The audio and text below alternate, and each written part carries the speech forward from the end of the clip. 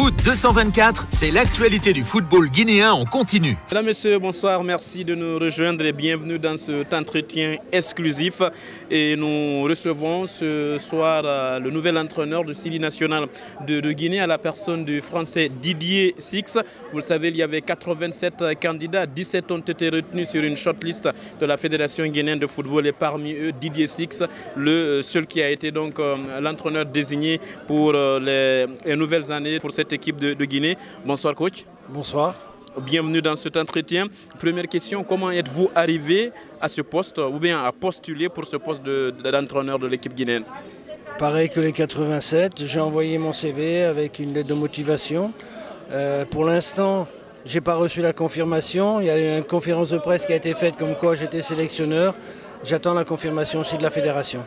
Alors, 87 candidats, vous êtes nommé entraîneur de l'équipe guinéenne à l'issue d'un exposé devant une commission. Qu'est-ce qui vous a attiré par rapport à ce poste de sélectionneur de l'équipe guinéenne?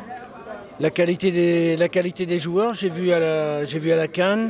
J'habite Marrakech et comme la préparation était à Marrakech, j'ai vu les matchs de préparation. Donc je connais la qualité des joueurs guinéens.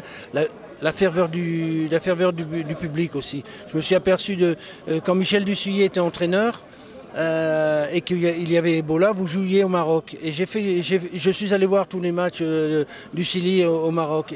Et j'ai été étonné de cette ferveur des supporters qui venaient à tous les matchs. Il y avait vraiment un engouement. C'est un pays de football, c'est un pays où les gens aiment leur équipe nationale.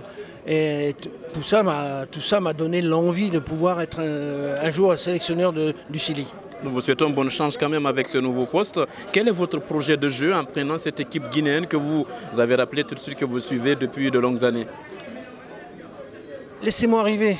Chaque chose en son temps. Il faut jouer avec les éléments que j'aurai. Jouer avec ma propre personnalité aussi que je dois inculquer aux joueurs.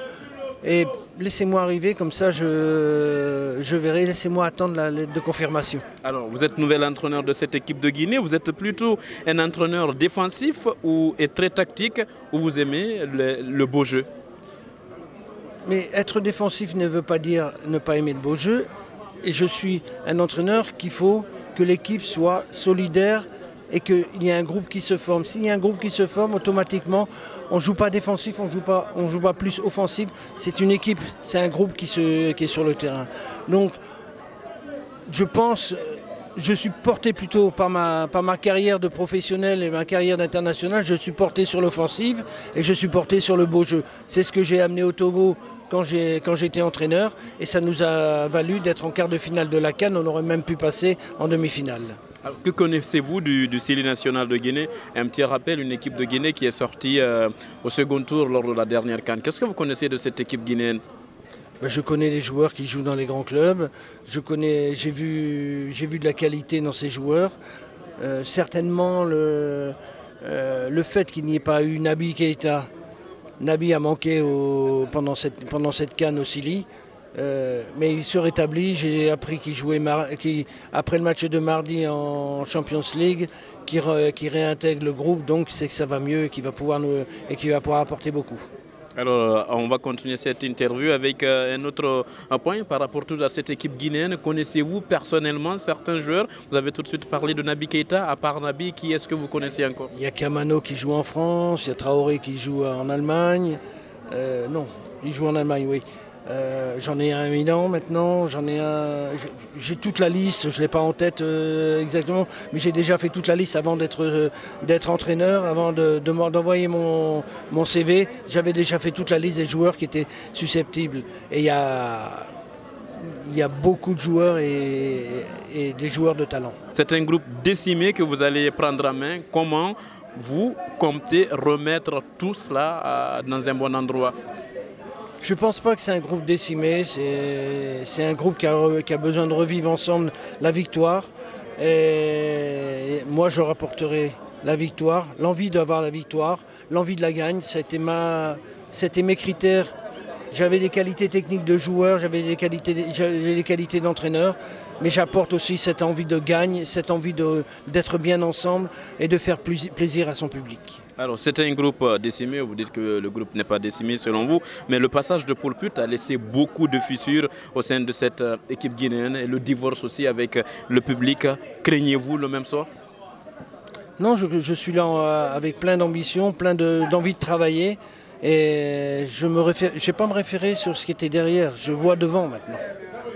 Alors, si je parle du public aussi, on sait que le public guinéen est très exigeant, c'est un public qui met de la pression. Comment vous comptez gérer cette pression du public sportif?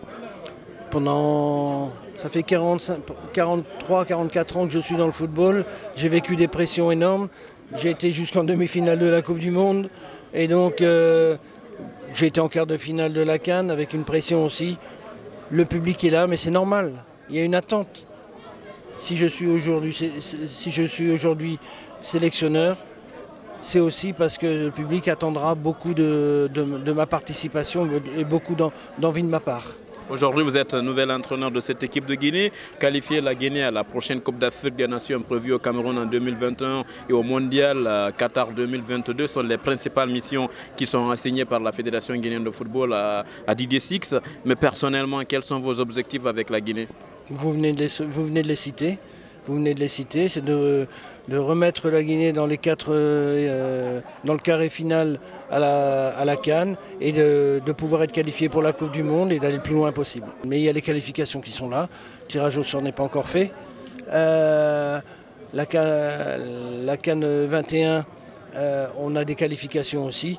Pensons aux qualifications avant de penser d'être déjà à la CAN 21. Et on a tous les atouts pour faire quelque chose d'extraordinaire.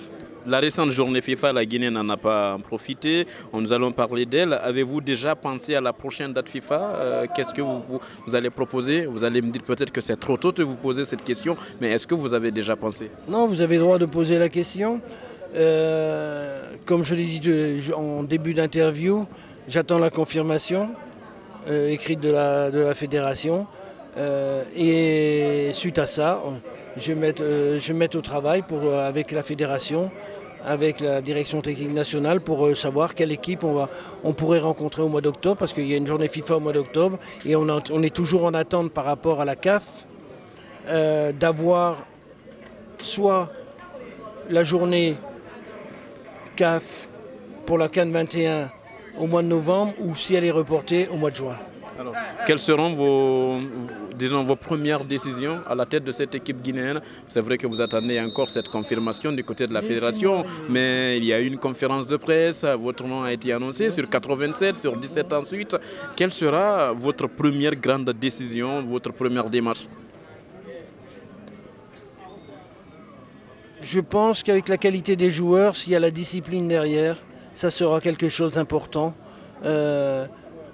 La concentration, l'envie de jouer pour les couleurs du Sili et savoir que quand on vient en équipe nationale, c'est un immense espoir pour chaque joueur.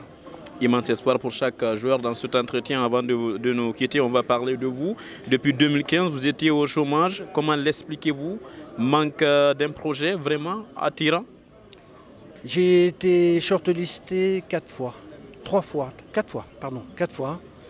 Shortlisté, ça veut dire que j'ai fini 2e ou 3e sur des sélections.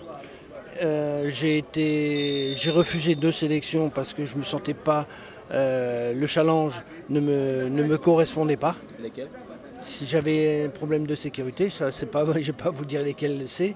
Et après, j'ai eu dans ma famille un moment où je ne pouvais pas entraîner, où je ne pouvais pas me déplacer.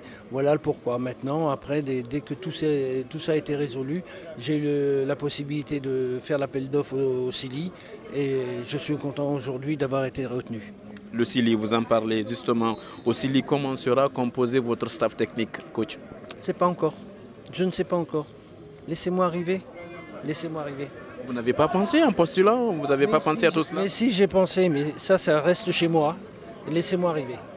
Alors un dernier mot avant de vous quitter à l'endroit du public sportif, mais aussi à ces futurs joueurs que vous aurez sur la main dans les prochains mois, on le suppose, un message que vous avez à les lancer? Il n'y a pas beaucoup de messages à lancer, que déjà il y a de la qualité dans le jeu.